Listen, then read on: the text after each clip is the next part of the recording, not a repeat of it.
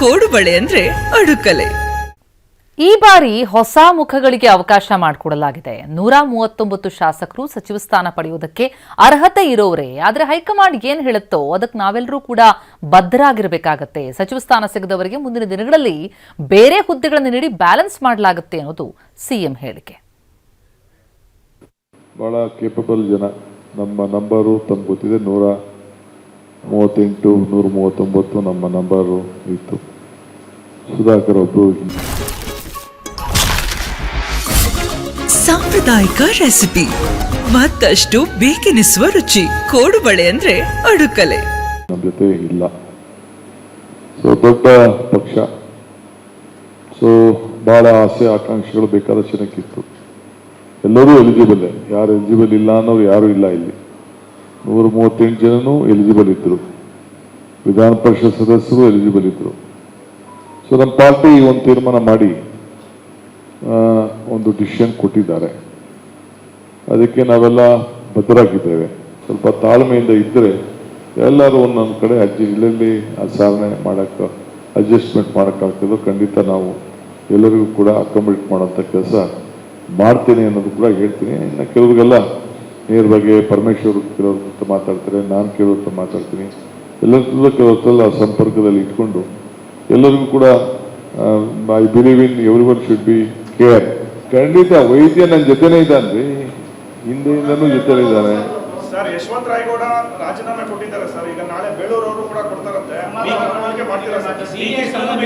ಇಲ್ಲಿ ನೋವಾಗಿರ್ತದೆ. ಈಗ ನನ್ನ ನೋವಾಗಿರ್ಲಿಲ್ವಾ? ನನಗೂ ನೋವಾಗಿತ್ತು, ಇವ್ರಿಗೂ ನೋವಾಗಿತ್ತು. ಅಧ್ಯಕ್ಷರಾಗಿದ್ರು ಇವರು.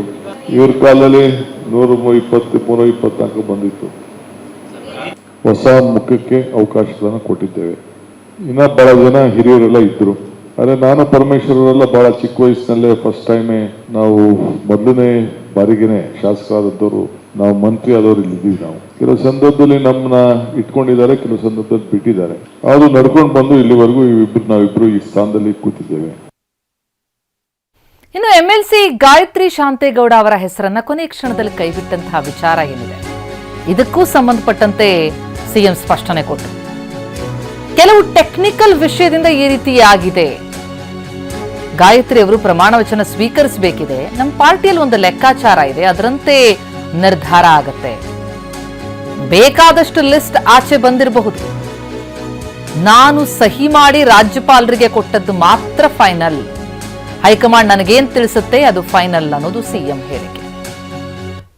ನಾನು ಹೈಕಮಾಂಡ್ ಇಂದ ಏನ್ ಬಂತೋ, ಏನ್ ಹೇಳಿದಾರೋ ಅದನ್ನ ಮಾರ್ಗದರ್ಶನ ಕೇಳ್ತೀವಿ ನಾವು ಅಷ್ಟೇ. ಅದು ಕೆಲವು ಟೆಕ್ನಿಕಲ್ ಇಶ್ಯೂಸ್ ಇದೆ. ನಮ್ಮ ಪಾರ್ಟಿಲಿ ಕೆಲವು ಟೆಕ್ನಿಕಲ್ ಇಶ್ಯೂಸ್ ಇದೆ. ಇನ್ನು ಈಗ ತಾನೇ ಅವ್ರು ಸ್ವೇರಿಂಗ್ ಬೇರೆ ಮಾಡೋದಿದೆ. ಇನ್ನು ನಮ್ಮ ಪಾರ್ಟಿಲಿ ಕೆಲವು ಲೆಕ್ಕಾಚಾರ ಇರ್ತದೆ. ಅದನ್ನ ನಾವು ತೀರ್ಮಾನ ಮಾಡ್ತೀವಿ. ಅದನ್ನ ನಾವು ಬೇಕಾದಷ್ಟು ನಿಮ್ಗೆ ಲಿಸ್ಟ್ ಈಚೆ ಬಂದಿರ್ಬೋದು, ಎಲ್ಲ ಫ್ಯಾಕ್ಸ್ ಮೇಲೆ ಯಾವುದೇ ಹೆಸರುಗಳೆಲ್ಲ ಬಂದಿರ್ಬೋದು. ಅದೆಲ್ಲ ಅಧಿಕೃತ ಅಲ್ಲ. ನಾನು ಏನು ಸೈನ್ ಮಾಡಿ ಗವರ್ನರ್ ಕೊಟ್ಟಿರ್ತೀನಿ, ದಟ್ ಈಸ್ ಓನ್ಲಿ ಫೈನಲ್. ನನಗೇನು ನಮ್ಮ ಪಾರ್ಟಿ ಹೈಕಮಾಂಡ್ ಅವ್ರು ನನಗೆ ತಿಳಿಸಿರ್ತಾರೆ, ದಟ್ ಈಸ್ ಫೈನಲ್. ಬೇರೆ ನೀವು ಪೇಪರಲ್ಲಿ ಎಲ್ಲ ನಮ್ಮವ್ರು ಯಾರೋ ನಮ್ಮ ಕಾರ್ಯಕರ್ತರು ಲೀಕ್ ಮಾಡಿದ್ದು, ನನ್ನ ಪ್ರೆಸ್ ಸೆಕ್ರೆಟರಿ ಅವ್ರು ಲೀಕ್ ಮಾಡಿದ್ದೆಲ್ಲ ಇಟ್ ಇಸ್ ನಾಟ್ ಫೈನಲ್. ನಾನು ಗವರ್ನರ್ ಬರೆದಿದ್ದಿಲ್ಲ ಫೈನಲ್. ಸಂಪುಟದಲ್ಲಿ ಮಹಿಳೆಯರಿಗೆ ಸ್ಥಾನ ಸಿಕ್ಕೇ ಸಿಗುತ್ತೆ ಅಂತಿದ್ದಾರೆ ಡಿಕೆ. ಹೆಣ್ಮಕ್ಳು ಇಲ್ಲದೆ ನಮ್ಮ ಪಕ್ಷನೇ ಇಲ್ಲ. ಮೇಲ್ಮನೆಯಲ್ಲಿ ಕಡ್ಡಾಯವಾಗಿ ಒಬ್ಬರಿಗೆ ನೀಡಬೇಕು, ಮಹಿಳೆಯರಿಗೆ ಕೊಡಬೇಕು ಅನ್ನೋದು ನಮ್ಮ ಪಕ್ಷದ ಸಿದ್ಧಾಂತ ಕೂಡ ಅನ್ನೋದು ಮುಖ್ಯಮಂತ್ರಿ ಡಿಕೆ ಶಿವಕುಮಾರ್ ಅವರ ಹೇಳಿಕೆ. ಆಮೇಲೆ ನಿಮ್ಗೆ ಈಗ ಹೆಣ್ಮಕ್ಳಿಲ್ಲ ಅಂತ ಒಂದು ಪ್ರಶ್ನೆ ಹಾಕ್ತೀರಿ, ಅದಾಗ್ತದೆ, ಫಿಲ್ ಮಾಡ್ತೀವಿ. ತಲೆ ಕೆಡಿಸ್ಕೊಳಕ್ಕೆ ಹೋಗ್ಬಿಡಿ. ಹೆಣ್ಮಕ್ಳು ಇರಲೇಬೇಕು. ನಮ್ಮ ಪಕ್ಷದಲ್ಲಿ ಒಂದು ಸಿದ್ಧಾಂತ ಇದೆ. ಮೊದಲು ಒಬ್ಬಳು ಹೆಣ್ಮಗಳು ಇದ್ದು, ಈಗ ಡೆಪ್ಯೂಟಿ ಸ್ಪೀಕರ್ ಕೊಟ್ಟಿದ್ವಿ. ಮಂತ್ರಿಗೂ ಮಂಡಲಕ್ಕೂ ನಮ್ಮ ಪಕ್ಷ ಅದಕ್ಕೆ ನನಗೆ ಮಾರ್ಗದರ್ಶನವನ್ನು ಕೊಡ್ತದೆ. ಆಮೇಲೆ ನಿಮಗೆ ಈಗ ಹೆಣ್ಮಕ್ಳಿಲ್ಲ ಅಂತ ಒಂದು ಪ್ರಶ್ನೆ ಹಾಕ್ತೀರಿ, ಅದಾಗ್ತದೆ, ಫಿಲ್ ಮಾಡ್ತೀವಿ. ತಲೆ ಕೆಡಿಸ್ಕೊಳಕ್ಕೆ ಹೋಗ್ಬಿಡಿ. ಹೆಣ್ಮಕ್ಳು ಇರಲೇಬೇಕು. ನಮ್ಮ ಪಕ್ಷದಲ್ಲಿ ಒಂದು ಸಿದ್ಧಾಂತ ಇದೆ.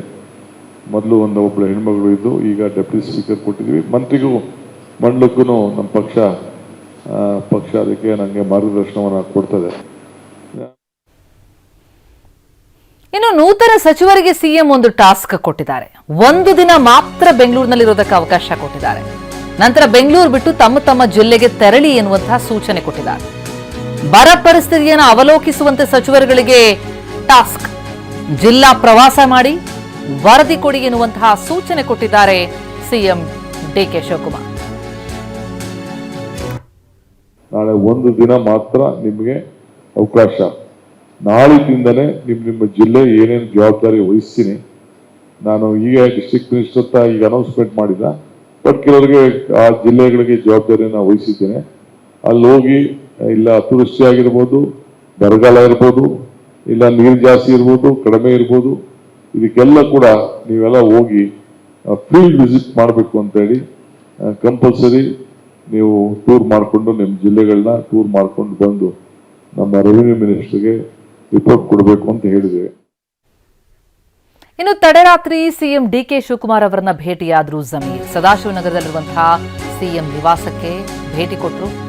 ಸಚಿವ ಜಮೀರ್ ಜೊತೆ ಬಿ ನಾಗೇಂದ್ರ ಕೂಡ ಭೇಟಿಯಾದರು. ಹಾಗಿದ್ರೆ ಖಾತೆ ಹಂಚಿಕೆ ವಿಚಾರವಾಗಿ ಏನಾದರೂ ಚರ್ಚೆ ಆಯ್ತಾ? ಯಾವುದೇ ಖಾತೆ ಕೊಟ್ಟರು ನಿಭಾಯಿಸ್ತೇನೆ ಅಂತ ಹೇಳಿಕೆ ಕೊಟ್ಟಿದ್ದಾರೆ ಜಮೀರ್.